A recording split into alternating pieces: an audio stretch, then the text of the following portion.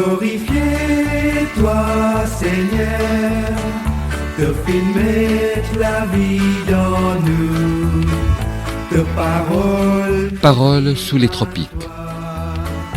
Faire l'ivresse dans nous les cœurs. Paroles sous les tropiques. Une émission mensuelle du diocèse anglican de Maurice. De parole ne dit mal toi, faire l'ivresse dans nous les cœurs. Paroles sous les tropiques est une émission qui vous est présentée chaque dernier mercredi du mois. Mais quand même, toi appelle-nous, parce qu'il te content nous glorifier, toi Seigneur, te filmer la vie dans nous, de parole nous dit mal toi, faire l'ivresse dans nous les cœurs. Amis auditeurs, bonsoir et bienvenue à Paroles sous les tropiques. Pour commencer, écoutons quelques versets du psaume 31, les versets 20 à 25. Ô Seigneur, combien est grande ta bonté, que tu tiens en réserve pour ceux qui te craignent, que tu témoignes à ceux qui cherchent en toi le refuge à la vue des fils de l'homme. Tu les protèges sous l'abri de ta face contre ceux qui les persécutent. Tu les protèges dans ta tente contre les langues qui les attaquent. Béni soit l'Éternel, car il a signalé sa grâce envers toi, comme si j'avais été dans une ville forte. Je disais dans ma précipitation, je suis chassé loin de ton regard, mais tu as entendu la voix de mes supplications quand j'ai crié vers toi. Aimez l'Éternel, vous qui avez de la piété. L'Éternel garde les fidèles et il punit sévèrement les orgueilleux. Fortifiez-vous et que votre cœur s'affermisse, vous tous qui espérez en l'Éternel.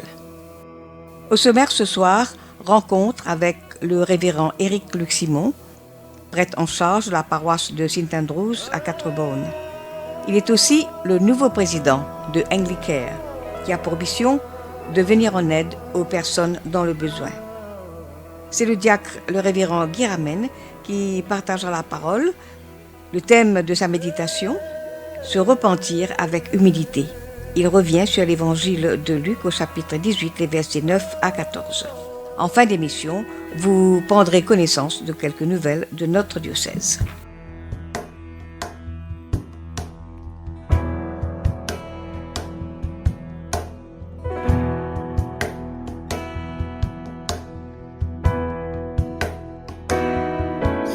Saint-Esprit, quand tu l'as, mon âme lit dans la joie, ta présence, sa mémoire réconfort, toute la paix, toute la joie, l'y remplit mon les cœurs, Saint-Esprit, n'a peine à l'autre qui toi. Saint-Esprit, quand tu l'as, mon âme lit dans la joie, ta présence, sa mémoire réconfort, toute la paix, toute la joie, l'y remplit mon les cœurs, Saint-Esprit, n'a peine à l'autre qui toi. Dans ta présence, moi n'a la guérison. Dans ta présence, me senti-moi plus fort. Dans ta présence, moi n'a la délivrance. Saint-Esprit, n'a peine à l'eau qui toi.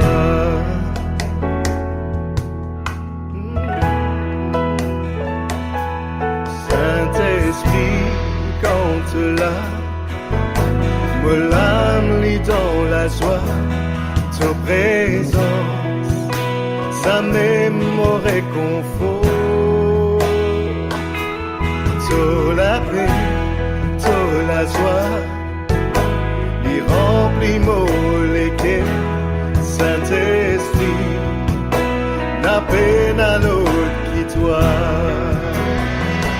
Dans ton présence, when à la guérison, dans ton présence, me sentis-moi plus fort.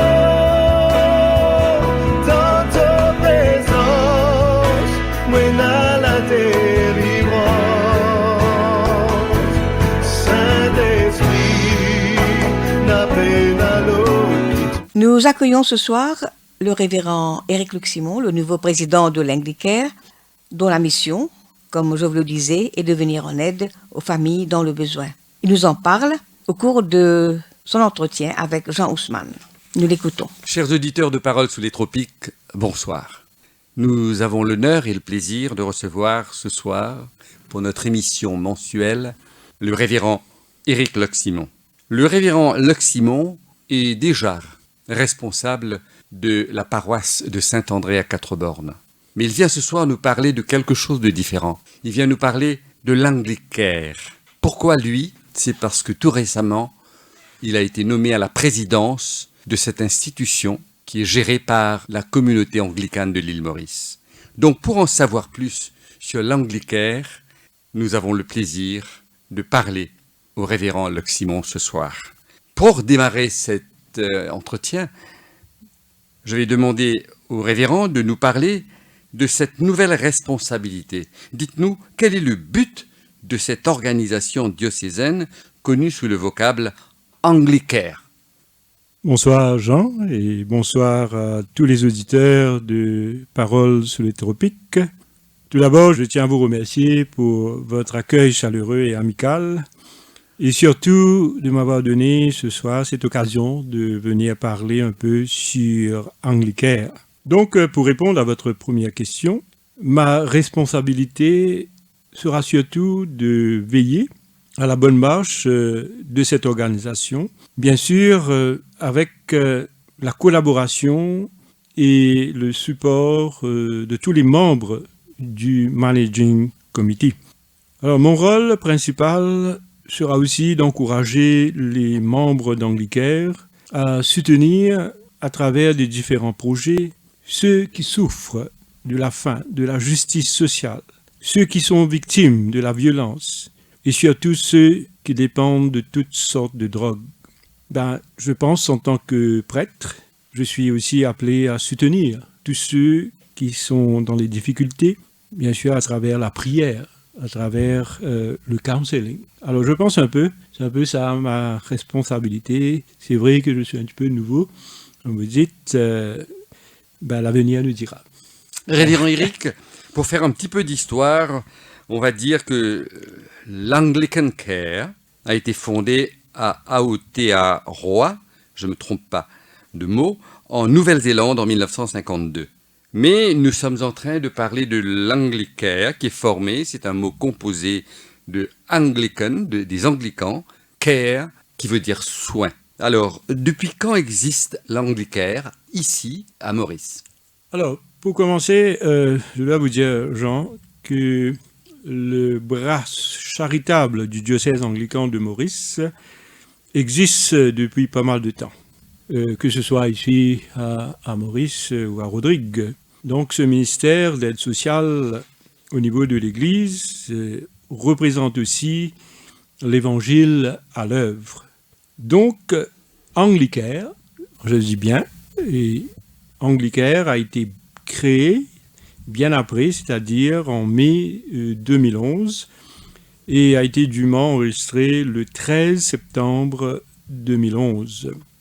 Donc, nous avons notre réunion du Managing Committee pour pouvoir discuter un peu, allons dire, sur les différents projets, les stratégies, pour pouvoir dégager, allons dire, des plans d'action à court et à long terme. Comment, révérend Éric, a évolué l'Anglicare, Ça a déjà, si je fais le compte, 11 ans d'existence. Comment a-t-il évolué au fil des années? Quelles ont été ses principales réalisations?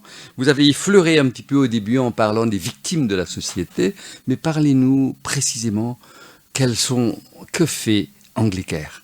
Alors, Anglicare a pu réaliser quelques projets dans le passé, donc tels que la création des touch centers, allons dire des touch centers qui se trouvent dans certaines régions vulnérables du pays. Alors, Anglicare aussi, donc, a pu aider, allons dire, quelques pays qui ont connu des problèmes, des catastrophes naturelles. Et aussi, allons dire qu'il y a eu aussi la réalisation des projets comme le beekeeping, comme on dit. Alors, ce projet a été réalisé principalement, allons dire, pour aider les plus démunis à trouver du travail. Rappelez-moi le nom du projet. Le beekeeping, le beekeeping. Alors, c'est l'élevage des abeilles, pour avoir le miel, comme on dit. Le beekeeping. Le beekeeping, beekeeping, voilà. Oui, élevage des abeilles. Alors, c'est un projet, bien sûr, où beaucoup de personnes sont venues pour travailler dans ce projet, comme si c'était devenu un travail, afin que ces gens pouvaient gagner eux-mêmes leur vie. Et c'est un peu comme le proverbe qui dit si bien, quand quelqu'un a faim, mieux vaut lui apprendre à pêcher que de lui donner simplement un poisson, n'est-ce pas? Tout à fait. Et dites-moi, révérend, qui dit soin, qui parle care, dit aussi dépenses. D'où proviennent les fonds pour permettre à l'Anglicare de mettre en pratique son programme d'activité? Voilà, ça je pense que c'est une question très importante, parce que c'est vrai que sans les moyens, sans les ressources, nous n'allons pas pouvoir réaliser les projets. Mais c'est vrai que qu'en ce moment-ci, nous n'avons pas beaucoup de moyens, beaucoup de ressources. Mais cependant, nous recevons les financements de certains projets, allons dire, spécifiques à travers le CSA. Et nous faisons aussi des appels pour recevoir les dons afin d'aider ceux qui traversent dans les moments difficiles, ceux qui sont les plus démunis. Et très prochainement, donc le comité d'Anglicare organisera aussi des levées de fonds pour subvenir, je pense, au financement de nos divers projets. Jusqu'à présent, on a eu le financement nécessaire, on a pu accomplir les projets. Mais disons, là, maintenant, il faudra revoir un petit peu ces financements et peut-être le diocèse anglican aussi va injecter un peu de l'argent pour nous aider. Donc, tout ça. Et on prie bien sûr pour que notre Seigneur, qui est un Dieu qui pourvoit, il pourvoit... Qui est généreux, oui. Voilà, il pourvoit inlassablement tous nos besoins. Nous n'avons pas peur de ce sujet-là, disons.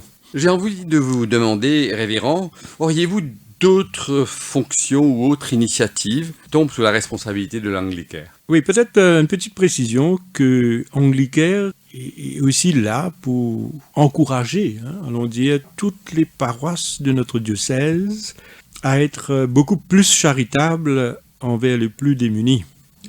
Je sais, il y a beaucoup d'églises qui travaillent dans le social. Il faut beaucoup.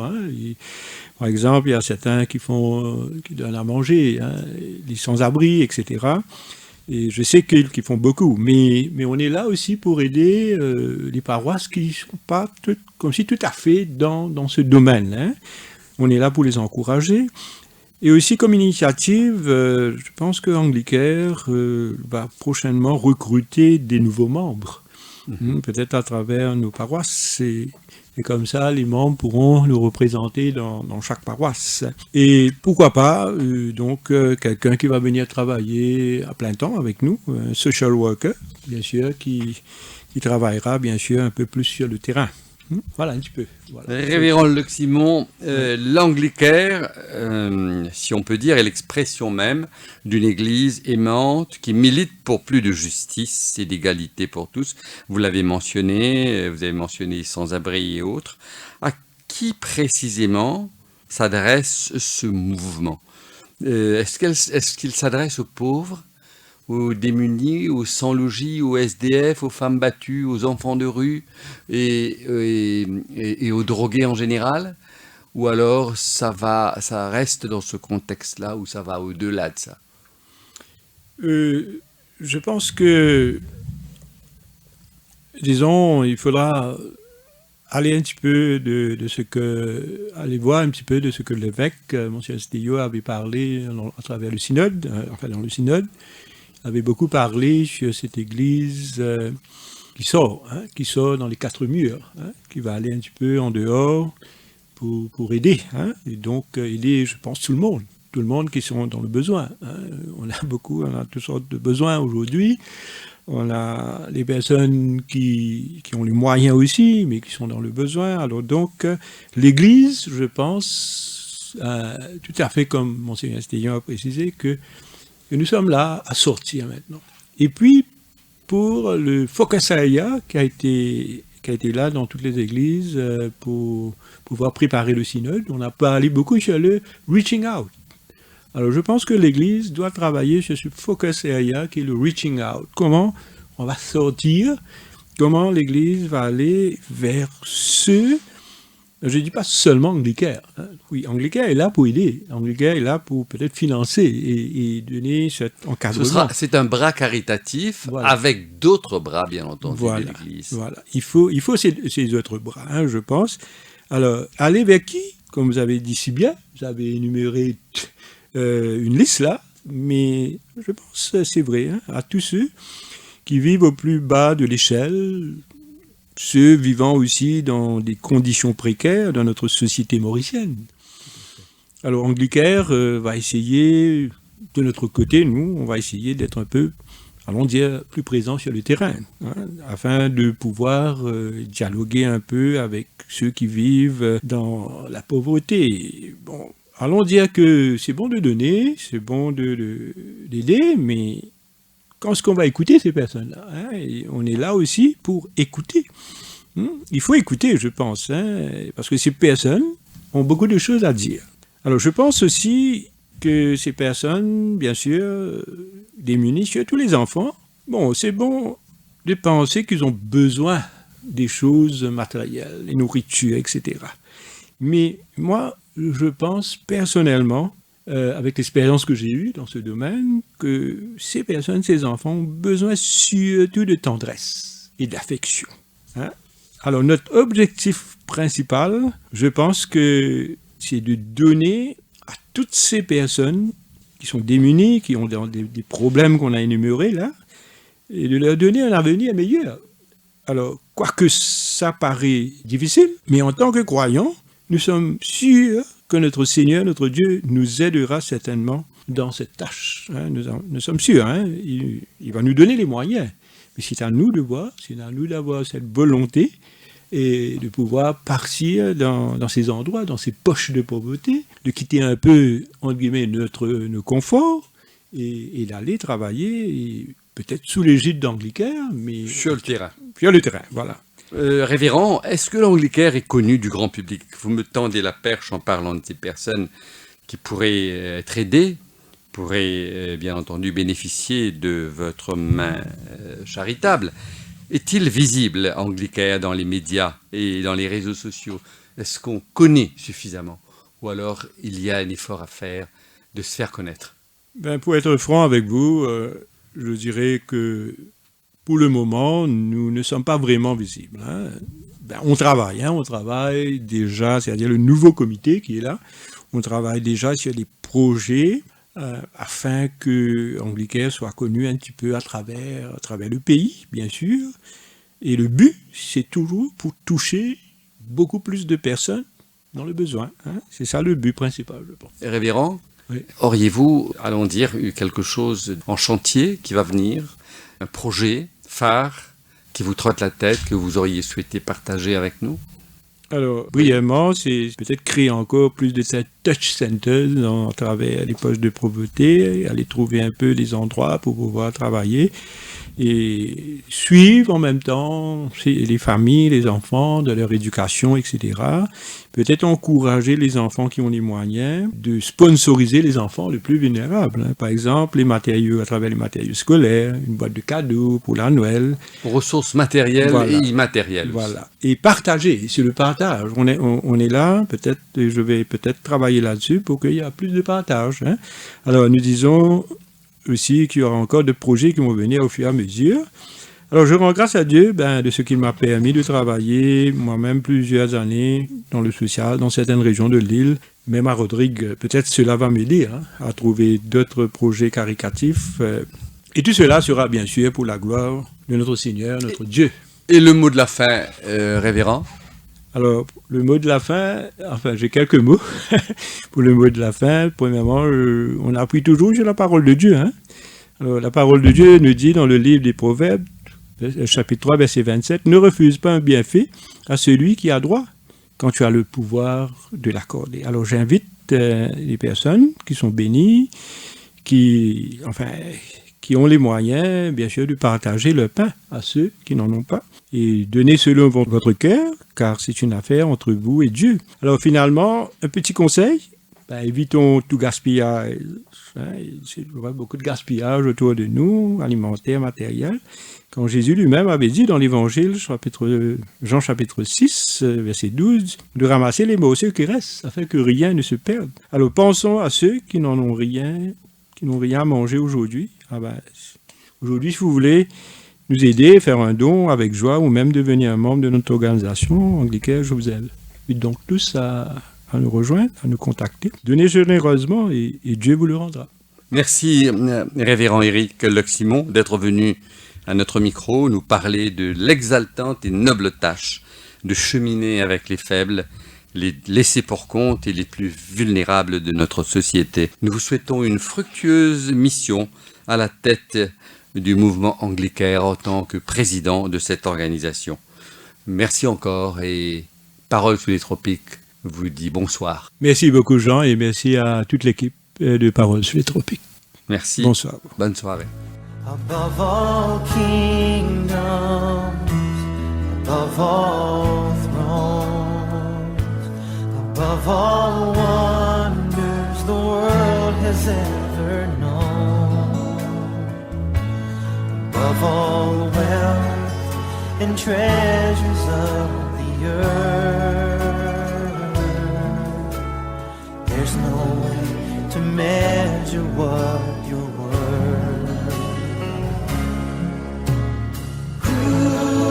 Crucified and laid behind a stone, you live to die, rejected and alone, like a rose trampled on the ground. You took the fall and thought of me above all. Le thème de la méditation de ce soir, se repentir avec humilité. Révérend Guy fait référence à l'évangile de Luc, au chapitre 18, les versets 9 à 14, que voici. Jésus dit encore cette parabole en vue de certaines personnes, se persuadant qu'elles étaient justes et ne faisant aucun cas des autres. 2 hommes montèrent au temple pour prier, l'un était pharisien et l'autre publicain. Le pharisien, debout, priait ainsi en lui-même. Ô Dieu, je te rends grâce de ce que je ne suis pas comme le reste des hommes, qui sont ravisseurs, injustes, adultères, ou même comme ce publicain. Je jeûne 2 fois la semaine, je donne la dîme de tous mes revenus. Le publicain, se tenant à distance, n'osait même pas lever les yeux vers le ciel, mais il se frappait la poitrine en disant « Ô Dieu, sois apaisé envers moi qui suis un pécheur. » Je vous le dis, celui-ci descendit dans sa maison justifié, plutôt que l'autre, car quiconque s'élève sera abaissé, et celui qui s'abaisse sera élevé. Évangile du Christ. Louange Christ notre Seigneur. Écoutons à présent le révérend Guy. Chers amis de la radio, auditeurs et auditrices, bonsoir. Alors, ce texte de l'Évangile qui ne fait qu'écouter, Jésus amène nous à réfléchir à nos propres attitudes. Comment nous évaluer nous-mêmes et qui nous dire nous-mêmes. Quelle image qui nous donne nous-mêmes. Alors, pour Jésus faire nous réfléchir, il raconte une parabole. Une parabole, c'est une comparaison, une histoire que Jésus prend, une métaphore, pour qu'il est capable propose le royaume de Dieu. Alors, dans sa parabole-là, nous trouvons deux types de personnes. Un pharisien et un publicain. Alors, tous les deux, je rentre dans le temple, dans l'église, pour je prier. Alors, d'abord, nous avons un petit pharisien, c'est qui communauté, qui catégorie du monde. Alors, je suis connu pour être très religieux. Je suivre la loi de Moïse, mosaïque. Je suis assidu dans cette étude, dans ce livre de la loi. Et je tenais une grande responsabilité dans le temple. Je suis un peu, comme on dit, un gardien de un rituel qui est juif, qui est supposé pratiquer.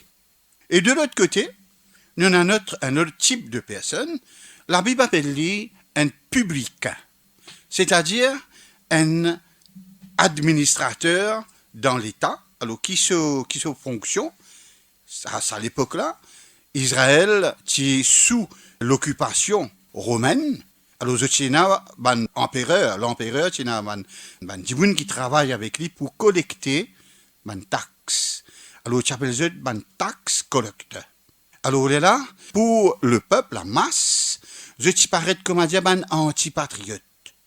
Je t'y travaille avec l'occupant, c'est-à-dire un romain. Alors, je t'y vu, je t'y notoire, qui je t'ai fait partie, donc, pour protéger le peuple, le petit peuple. Et donc, ça décatégorie du mouna, de tous les deux, je te rentre dans le temple où je te prie. Alors, le pharisien, il adresse-lui sur la prière, sur l'équerre, lui dire à Dieu, moi rends-toi grâce, parce que moi pas pareil comme à tout le monde, moi différent, moi pas voler, moi pas exploite personne, moi pas faire adultère. Et surtout, moi pas comme ça, taxe collecteur, ça publicain. Moi garde carême 2 fois par semaine. Moi donne 1/10 de tout mon revenu qui m'a gagné. Donc c'était ce conversation sur la prière qu'il y tient vis-à-vis bon Dieu. Ensuite, Jésus expliquait dans ce parabole, le publicain qui vient, ici il présente lui, il reste loin, il cachette lui donne quoi, il n'a pas même osé se dire vers le ciel. Et il dit à cela, bon Dieu, prends pitié de moi, car moi un pécheur. Et là, Jésus lui fait un commentaire aussi qu'il lui fait raconter comme parabole. Il dit à Bandimoun qui écoute-lui, et ça Bandimoun la Bible dit, je suis Bandimoun qui prend zut pour Bandimoun qui droite, qui ne fait aucun défaut. Je suis praise même.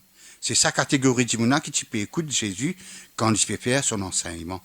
Et Jésus dit à zut, le publicain, quand il pour rentrer côté lui, il pour recevoir le pardon de Dieu, mais pas le pharisien qui ne vient vendre. Alors, chers amis, aujourd'hui, qui morale qui nous tirait dans sa texte de l'Évangile? Qui manière nous capables d'analyser ce qui nous fait lire et nous fait comprendre ce que Jésus dit? Quelle attitude nous besoin pour qu'il nous capables amène la vie, une manière que nous plaire à Dieu. Des fois arrive nous ici parfois, nous n'avons moi, je, quand nous reste là nous position ce qu'on appelle égocentrique. Et ici le Seigneur y invite nous pour qu'il nous prenne un jugement lors des autres. Comment ça, pharisien, il dit, moi pas pareil comme ça, taxe collecteur là. Moi donne la dîme, moi fais la prière, moi le temple, comment besoin aller? Et le Seigneur dit à nous besoin humble. Dans nos repentances, nous besoin humble. Et quand nous venons devant le Seigneur, pour nous le pardon, il pour analyser nous et dit nous. Et d'ailleurs, c'est un peu le dire dans ce lettre qu'il est écrit avant Romain. Tous ont péché. Tous ont péché. Chacun de nous, nous sommes pécheurs.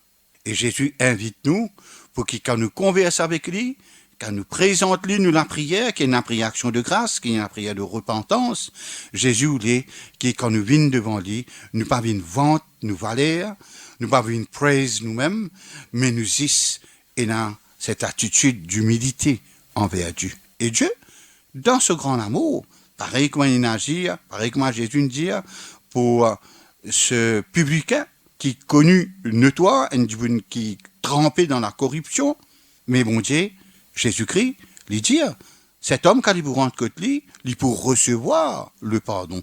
Parce qu'il est direct, il est franc, il est honnête dans ce manière qu'il est adressé avec Dieu.